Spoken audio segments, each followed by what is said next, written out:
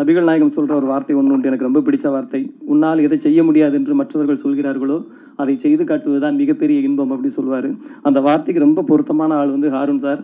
அவருக்கு எவ்வளோ ப்ரெஷர், எவ்வளோ பிரச்சனைகள், என்னெல்லாம் வருது அப்படிங்கிறது எங்கள் எல்லாத்துக்கும் தெரியும். ஆனால் அவருடைய அகத்திலும் முகத்திலும் அது தெரியவே தெரியாது. என்ன சொன்னாலும் ஒரு கவுண்டர் அடிப்பார். 5 நிமிடம் நீங்கள் தனிப்பட்ட முறையில் அவர்கிட்ட பேசுனீங்கன்னா 4 நிமிஷம் சிரிச்சுக்கிட்டே இருக்கலாம். அதுக்கு பின்னாடி எவ்வளோ வழி இருந்தாலும் அதை காட்டவே மாட்டார். நல்ல ரைட்டர், நல்ல இயக்குனர், நன்றி மறவாத நல்ல நண்பர். ஏன்னா மேடைக்கு வரதுக்கு முன்னாடி கூப்பிட்டு சொல்லிட்டார், இந்த படத்துக்கு மகேந்திரன் சார் எவ்வளோ உறுதுணையாக இருந்தார் அப்படிங்கிறத ரொம்ப அற்புதமாக சொன்னார். அது ரொம்ப சந்தோஷமாக இருந்துச்சு. அன்னார் அவர்களை அன்போடு மேடைக்கு அழைத்து பேச வைக்கிறோம்.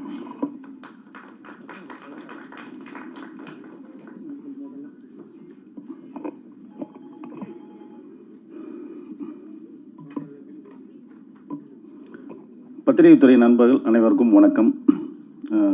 எதுலேருந்து ஸ்டார்ட் பண்ணுறது தெரில, ஏன்னா நிறைய பேசிட்டாங்க. இந்த டீம் வந்து எனக்கு வந்து அவ்வளோ சப்போர்ட் பண்ணாங்க.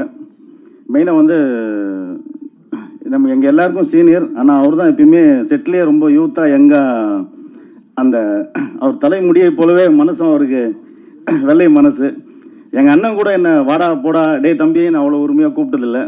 எப்போ பார்த்தாலும் சொல்டா தம்பி எங்கே இருக்க அப்படின்ற மாதிரி அவராக ஃபோன் பண்ணி பேசுவார். ஒரு 4 வருஷம் இருக்குமாண்ணே, 4 வருஷம் முன்னாடி ஒரு ஸ்கிரிப்ட் சொல்லணும்னு அண்ணன் கூப்பிட்டுருந்தேன்.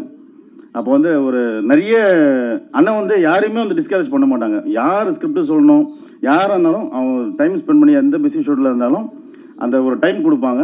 அப்போ அண்ணன் அன்றைக்கி 2-3 ஷெட்யூல் சொன்னாங்க. அப்புறம் 8 o'clock மேலே வரட்டுமாடா தம்பின்னு கேட்டார். சரி வாங்கண்ணேன்னு சொன்னேன்.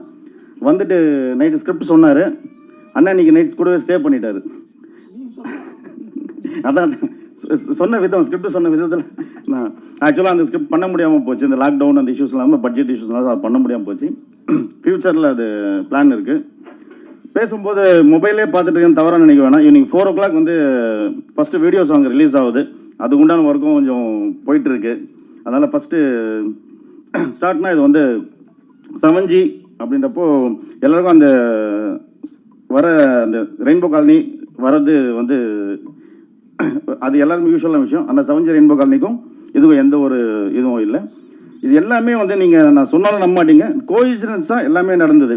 ஆக்சுவலாக நான் அப்பார்ட்மெண்ட்டே பார்த்தீங்கன்னா ஒரு 13th floor தான் ஃபஸ்ட்டு செலக்ட் பண்ணோம். அது ஒரு வேறு ஒரு டிவி சேனல் வந்து அவங்க 3-4 இயர்ஸ்க்கு அப்படியே வேணும்னு சொல்லி புக் பண்ணதுனால ஒரு ஷூட்டுக்கு ஒரு 3 days முன்னாடி வந்து அது அவைலபிள் இல்லை, நீங்கள் 7th floor பார்த்துங்க அப்படின்னாங்க. சரி, அப்புறமா வந்து நான் 7th floor செக் பண்ணும்போது 7H நல்லா இருந்தது. சரி, என் பேரும் சொன்னால் சென்டிமெண்ட்டாக ஹெச்சில் ஸ்டார்ட் ஆகுது, இது நல்லா இருக்கு அப்படின்னு சொல்லி சொன்னாங்க. அதுவும் ஒரு 1 day நான் சொன்னேன் சம்திங் எலக்ட்ரிக்கலோ சம்திங் ப்ளம்பிங் இஷ்யூன்னு சொல்லிட்டு நீங்கள் 7G எடுத்துங்க அப்படின்னாங்க. இதுக்கு முன்னாடி நான் ஒரு 2-3 பேர்ட்ட ஸ்கிரிப்ட் சொன்னேன். லாஸ்ட்டாக அந்த டேட் இஷ்யூ, அந்த கொஞ்சம் அந்த டைம், அந்த பேமெண்ட் இஷ்யூ, லாஸ்ட்டாக எனக்கு உள்ளே கமிட் ஆனவங்க வந்து சோனியா அகர்வால் மேம். அந்த மாதிரி இது எல்லாமே வந்து இந்த டைட்டில் பிளான் பண்ணியோ, நான் முதல்ல சொல்லிடுறேன், அப்படியே ப்ரெஸ்ஸில் கொஸ்டின் கேட்பீங்க, நான் முதல்ல ஆன்சர் பண்ணிடுறேன். டைட்டிலுக்கோ இது எதுவுமே நம்ம பிளான் பண்ணி பண்ணல. எல்லாமே நான் ஒரு 3-4 டைட்டில் கில்லில் கொடுத்தேன். அவைலபிள் இல்லை, அவைலபிள். ஏன்னா எனக்கு பிளாக்கோ இல்லை டார்க் மாதிரி ஒரு டைட்டில், ஒரு டார்க் ஸ்டோரி அப்படின்ற மாதிரி டைட்டில் எனக்கு கனெக்டாக இருக்கும்னு நினச்சேன். எனக்கு அந்த டைட்டிலும் எதுவுமே கேட்கும்போது அவைலபிளாங்க. நான் ஜஸ்ட் லைக் தட் 7Gன்னு கொடுத்துட்டு வந்தேன். நாங்கள் செக் பண்ணி சொல்கிறோன்னு சொன்னாங்க. செக் பண்ணிவிட்டு அவங்களே கால் பண்ணாங்க, அவைலபிள் இருக்குது, நீங்கள் டைட்டில் எடுத்துக்கலாம் அப்படின்னு சொன்னாங்க. அப்படி தான் டைட்டில் வந்தது. ஃபஸ்ட் நான் நம்ம டிஓபிலேருந்து ஸ்டார்ட் பண்ணுறேன். கண்ணன்.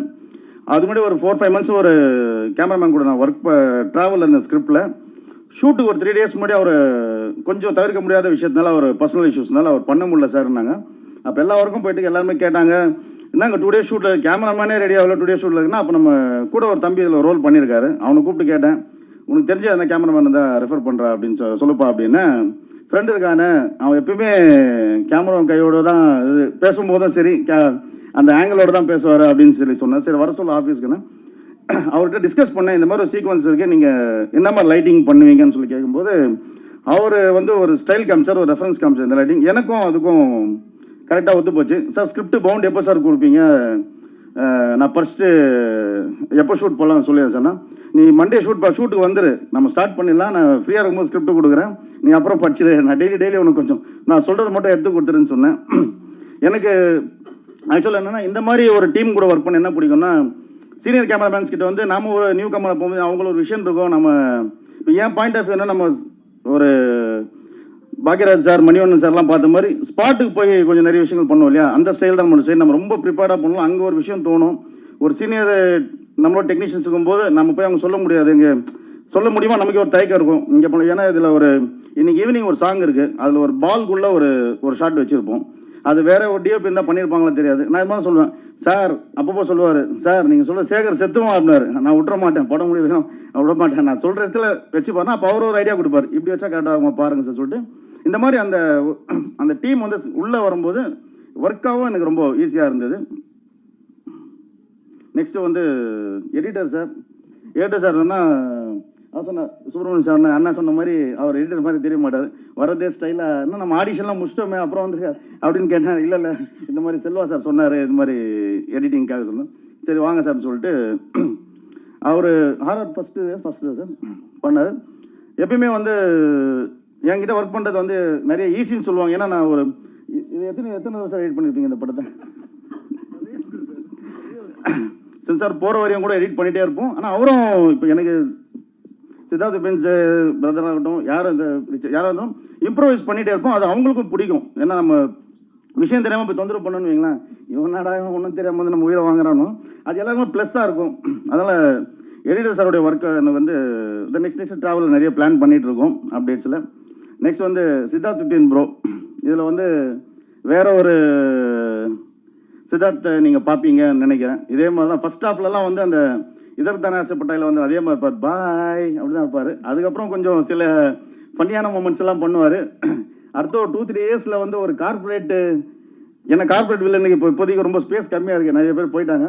அந்த கார்பரேட் வில்லனுக்கான ஒரு இதில் வந்து சித்தார்த் சார் இருப்பார்.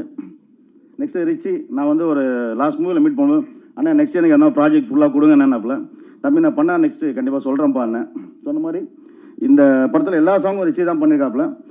ரிச்சி பண்ணாலும் அவருக்கு வந்து சாண்டி மாஸ்டர் ரொம்ப சப்போர்ட்டாக இருந்தாலே அவங்க சாண்டி மாஸ்டர் நம்ம ரொம்ப சப்போர்ட்டாக தம்பி நல்லா வரணும்னு சொல்லிட்டு அவருக்கு இருக்க எல்லா டீமும், ஏன்னா இது அவ்வளோ பெரிய பட்ஜெட் இல்லை, இந்த பட்ஜெட்டுக்கு தம்பி நல்லா வரட்டும் கேட்டாப்பா தம்பி நல்லா வரட்டும்னு சொல்லிட்டு அவர் வந்து அவங்க டீம் அவங்க அசிஸ்டன்ஸ் யாராக இருக்காங்களோ எல்லாமே சப்போர்ட் பண்ணார். மெயினாக நான் வந்து ஆக்சுவலாக சோனியா அகர்வால் அவங்கள மேடமெல்லாம் வர முடியல, அவங்க பிரதருக்கு வந்து சண்டிகரில் மேரேஜ் வச்சுருக்காங்க. லாஸ்ட் மந்த் நம்ம பிளான் பண்ண ஆடியன்ஸ்க்கு இது நிறைய கொஞ்சம் இஷ்யூஸ்லாம் இருந்தாலும் நம்ம லாஸ்ட் மந்த் பண்ண முடியல. அவங்க ரொம்ப ஃபீல் பண்ணாங்கன்னா பிகாஸ் அவங்க படம் பார்த்துட்டாங்க, படம் பார்த்துட்டு சொன்னாங்க ஐ எம் வெரி சாரி, நான் லாஸ்ட் வீக் கூட ட்ரை பண்ணோம் ஆடியன்ஸ்க்கு, பாசிபிள் இல்லாமல் இருந்தது. சரின்னு சொல்லிட்டு அதனால தான் அவங்க வர முடியல. நெக்ஸ்ட்டு ஆசிடி ஸ்மிருதி வெங்கட் இங்கே அமைதியாக இருக்க மாதிரிலாம் செட்டில் அமைதியாக இருக்க மாட்டாங்க. இந்த என்ன சொல்கிறது பயப்புற சீன்லாம் சிரிச்சிட்டே பயப்படுவாங்க ஃபஸ்ட்டு, அப்புறம் கட்டுன்னு சொன்னால் மறுபடியும் அது ஸ்டார்ட் பண்ணிடுவாங்க. ப்ளஸ் அந்த 2 கிட்ஸு 2 பேருமே அவங்களுடைய இப்போ ஜாலியாக இருந்ததுன்னு சொன்னார் இல்லையா, அன்றைக்கி வந்து லாஸ்ட் ஷாட் எடுக்கவே விடலை, அவ்வளோ அடம் பிடிச்சி அழுதார். ஆனால் அவ்வளோ சப்போர்ட் ஒரு மாடியில் ஒரு ஹேங்கிங் சீன் மாதிரி வரும். ஆமாம், அந்த எங்களெல்லாம் பயன்படுத்திட்டார் கொஞ்சம் நேரத்தில், இன்றைக்கி ஜாலியாக இருக்குன்னு சொல்லிட்டாரு. என் டீம் டைரக்ஷன் டீம், ஏன்னா ஒரு பெரிய ப்ராஜெக்ட்னா பெரிய அசிஸ்டன்ஸ் நிறைய பேரை வைக்கலாம், அந்த ஒரு எக்ஸ்பென்ஸாவோ இது பண்ணுறதுக்கு பண்ணலாம். இதில் வந்து எனக்கு இருந்த டீம் வந்து எனக்கு அவ்வளோ சப்போர்ட் இருந்தாங்க. ப்ளஸ் நம்ம கோஆர்டினேட் பண்ண ஹாரிஸ் அவரால் வர முடியல, அவரும் கொஞ்சம் ஹாஸ்பிட்டாலிட்டி இருக்கார். தேஜா வந்திருக்காரு. ப்ளஸ் இன்னொருத்தவங்க வரணும் ஸ்னேகா குப்தான்னு மும்பைலேருந்து பர்ஃபார்ம் பண்ணியிருக்காங்க, ஒரு பிளாக் மேஜிஷியன் அந்த மாதிரி ஒரு ரோல் பண்ணியிருக்காங்க, அவங்களும் நல்லா பண்ணியிருக்காங்க. டிஎஸ்ஆர் அண்ணன் ரொம்ப தன்மையாக சொன்னார், ஹாரூன் சார் ஒரே நாள் தான் கொடுத்தாருன்னு சொல்லிட்டு. அந்த ஒரு நாளைக்கு 2 மணி நேரம் தான் வந்தார். அன்றைக்கி அவ்வளோ பிஸி. கேட்டால் சங்கர் சார் ஷூட்டில் இருக்கிற தம்பி இந்த வந்தார் இங்கே வந்து ரொம்ப தன்மையாக சொன்னார். இந்த மாதிரி அண்ணன் மாடி ஏறி முட்டியெல்லாம் வலிச்சதுக்காக அண்ணனுக்காகவே நான் கிரவுண்ட் ஃப்ளோர் மாற்றிட்டேன் ஆஃபீஸு அண்ணன். அதனால் அண்ணன் இன்னைக்கு கஷ்டப்படக்கூடாதுன்னு சொல்லிட்டு அது மாதிரி நம்ம அடுத்த தமிழ் திரையுலகத்தில் தவிர்க்க முடியாத இப்போ இதில் இருப்பாருன்னா நம்ம கல்கி வந்து நீங்கள் இந்த ஸ்டாண்டோட மகாராஜாவில் ஒரு ஸ்டாண்ட் நின்னீங்க பார்த்தீங்களா, அங்கே நின்னது நீங்கள் எங்கே போகிறீங்க. ஏன்னா நம்ம ஷூட் நடக்கும்போது சைமல்டேனியஸாக மகாராஜாவும் போயிட்டு இருந்தது. அங்கே ஃபுல்லாக நைட் இருப்பார் அந்த டீமில். மார்னிங் வந்து ஒரு கண்ணெல்லாம் சிவந்துருக்கும், என்ன தம்பி நைட்டு என்ன இல்லைண்ணா ஷூட்டில் இருந்தேன் அதான் நானும் கேட்டேன் அப்படின்னுவேன். அங்கே ஏன்னா எனக்கு பேசிக்காக குரங்கு பொம்பை வந்து எனக்கு இன்னும் ரொம்ப ஃபேவரேட்டு. என்னடா அதுக்கப்புறம் படம் பண்ணல நான் நிறைய கேட்பேன் எங்கே அந்த நிதில் சார் காணணும். அப்போ தான் ஸ்டார்ட் பண்ணிட்டார். ஏன்னா எனக்கும் நட்டி சார் வந்து ரொம்ப க்ளோஸு. அதில் நட்டி சார் பண்ணுறாரு, விஜய் சார் என்ன பண்ணுறான்னு சொல்லிட்டு டெய்லி இங்கே சொல்லுவார், ரொம்ப நல்லா வந்துட்டு இருக்கேன். சரி சந்தோஷம், நம்ம சைடில் இருக்க ஒருத்தங்க இந்த வராங்கன்றப்போ நம்ம எல்லாருக்கும் சந்தோஷம். கல்கி கிட்ட நீங்கள் என்னென்னு பார்த்தீங்கன்னா எப்பயுமே யாருமே ஒருத்தர் வந்து காப்பி பண்ணாங்க ரொம்ப நாள் ஸ்டாண்ட் பண்ண முடியாது. அந்த முகத்திலே 300 நம்பியார் காட்டுவாங்க சொல்லுவாங்க இல்லையா, அந்த மாதிரி ஒரு எக்ஸ்பிரஷன் நீங்கள் ஒரு ஹியூமராக கொடுத்துட்டீங்கன்னா எவ்வளோ எக்ஸ்பிரஷன் இதில் காட்ட முடியல. சில சீக்வன்ஸ்லாம் சும்மா ஒரு ஐடியாவாக சொன்னேன், சார் இது பண்ணலாம் சார், ரொம்ப அழகாக ஒர்க் அவுட் ஆகும்னு. எனக்கு என்னென்னா இந்த மூவி வந்து கொஞ்சம் அந்த காமெடின்ற இந்த விஷயமே இல்லாமல் ஒரு டீசென்ட் ஒரு ஹாரராக ஒரு ஃபீல் குட் ஹாரராக பண்ணணும்னு தான் பிளான் பண்ணேன். அதனால் நானே அந்த ஹியூமர் எவ்வளோ ஸ்கிப் பண்ண முடியுமோ எங்கேயுமே நம்ம அது இல்லாமல் ஒரு நம்ம சொல்லுவோம் இல்லையா, கொஞ்சம் இங்கிலீஷ் மூவிஸ்லாம் பார்த்தோம் டீசெண்டாக இருந்தது இந்த வாட்ச் பண்ணுறது, அந்த ஸ்டைல் பண்ணணும்னு சொல்லி நம்ம ஃபிக்ஸ் பண்ணிட்டு தான் இதில் எல்லாமே பண்ணியிருக்கோம். ப்ளஸ் வந்து இந்த டெக்னீஷியன்ஸ் எல்லாருமே, கண்ணனுடைய team, crane, camera, light team, costume department எல்லாருமே எனக்கு வந்து ரொம்ப சப்போர்ட்டாக இருந்தாங்க. ஒரு விஷயம் நான் எப்பவுமே சொல்லுவேன், என்ன தான் ஒரு BMW ஆடி கார் எதுவாக இருந்தாலும் இந்த கார் போகணுன்னா ஒரு 500 ரூபா பெட்ரோல் போட்டு தான் ஆகணும். அந்த பெட்ரோல் இல்லைன்னா அந்த கார் அங்கே ஷெட்டில் தான் இருக்கணும். அந்த மாதிரி தான் எனக்கு என்னுடைய வெல்விஷர் பிரதர் மாதிரி மகேந்தர் சார், அவரை வந்து அன்எக்ஸ்பெக்டாக மீட் பண்ணி ஹாரூன் மேலே எனக்கு நம்பிக்கை இருக்குது அப்படின்னு சொல்கிற விஷயம் வேறு, நான் பண்ணுற விஷயத்து மேலே ஒரு நம்பிக்கை ஒன்று இல்லையா. அவர் இந்த நீங்கள் எங்கே பார்த்தீங்கன்னா போஸ்டர்லேயும் சரி பேனர்ஸ் எங்கேயுமே ஒரு பேர் இருக்காது, அவர் ஸ்ட்ரிக்டாக சொல்லிட்டாரு. ஒன்று நீங்கள் நம்பவே மாட்டீங்க, அவர் எனக்கு சப்போர்ட் பண்ணுறான்னு சொல்லிட்டு அவங்க வீட்டில் கூட அவர் சொல்லலை. டில் அந்த ரிலீஸ் கிட்ட தான் வந்து இந்த மாதிரி ஒரு விஷயம் பண்ணிகிட்ருக்கேன், ஏன்னா ஹாரூன் பண்ணால் கரெக்டாக பண்ணுவார் சொல்லிட்டு. எத்தனை பேருக்கு இந்த மாதிரி ஒரு ட்ரஸ்ட் பண்ணுற ஆள் கிடைப்பாங்கன்னு தெரியாது. ஃபஸ்ட்டு இங்கே ஒரு ப்ராஜெக்ட் ஜெயிக்கணுன்னா நான் அதான் சொல்லுவேன், நம்பிக்கை. அந்த நம்பிக்கை இருந்தால் தான் இப்போது, ஏன்னா ஆக்சுவலாக இப்போ அவர் இடத்துல யாரும் நானே இருந்தாலும் கண்டிப்பாக கோவப்பட்டிருப்பேன். ஏன்னா லாஸ்ட் நவம்பரில் செப்டம்பர் இந்த மூவி ரிலீஸ் பண்ணிவிட்டோம்னு சொல்லிட்டு தான் நான் ஸ்டார்ட் பண்ணேன். விஎஃப்எக்ஸ் ஒர்க்கு அவ்வளோ புஷ் பண்ணிச்சு. இன்னைக்கு பெரிய படங்களே வந்து விஎஃப்எக்ஸில் தள்ளி போகிறதுனால நீங்கள் படம் பார்க்கணும் சொல்லுவீங்க, சொன்ன அளவுக்கு மாதிரி விஎஃப்எக்ஸ் எதுவுமே இல்லையே இதுலன்னு சொல்லுவீங்க. இல்லாமல் பண்ணுறது தான் அந்த அவ்வளோ ஒர்க்கு எடுத்துடுச்சு. நம்ம ஆக்சுவலாக அவங்க செப்டம்பரில் நம்மக்கிட்ட ஹேண்ட் ஓவர் பண்ணுறேன்னு சொன்னாங்க. March end April first week தான் அவங்க ஹேண்ட் ஓவராக பண்ணாங்க. அப்போ நாம் சொல்கிறத நம்பி ட்ரஸ்ட் பண்ணி அத்தனை நாள் இருந்ததுக்கு ரொம்ப தேங்க்ஸ். என்னை வந்து இந்த ப்ராஜெக்டில் ஃபுல்லாக டென்ஷன் ஃப்ரீயாகவும் அப்பப்போ ரொம்ப டென்ஷன் பண்ணுற மாதிரியும் இருந்தது நம்ம கேஎஸ்கே செல்வா பிரதர். ஏன்னா ஒரு வீட்டுக்குள்ளே அண்ணன் தம்பிங்களெல்லாம் அந்த சண்டை வர்றது இது வர்றது எல்லாமே சகஜம். நைட்டு வந்து அப்படி பேசிப்போம், ஏன்னா ப்ரெஷர் எல்லாமே ஹேண்டில் பண்ணும். ஆஸ் அ ப்ரொடக்ஷனாகவும் டைரக்ஷனும் எல்லாமே ஹேண்டில் பண்ணோம். அவர்கிட்ட சொன்னால் பண்ணுவார், ஒரு ரிலாக்ஸாக சொல்லுவார், பண்ணலாம் சொல்கிறேன் அப்படின்வார். நமக்கு என்ன நடக்குதுன்ற மாதிரி இருப்பார். உங்களுக்கு தெரிஞ்சிருக்கும், என்னை விட மீடியா உங்கள் ஃப்ரெண்ட்ஸு உங்கள் சர்க்கிள் எல்லாருமே தெரிஞ்சிருக்கும். புரியல, கேட்கல சார், இப்போதான் நான் ஃபர்ஸ்ட் டைம் பார்க்குறேன். செஞ்சிருவார் அதுதான், சில செஞ்சிருவார், சிலர் வச்சு செய்வார். இல்லை கூலாக வந்து மறந்துட்டேன் தூங்கிட்டேன்னு சொல்லுவோம் இல்லையா, அந்த ஸ்டைலில் சொல்லுவார். ஆமாம், இதெல்லாம்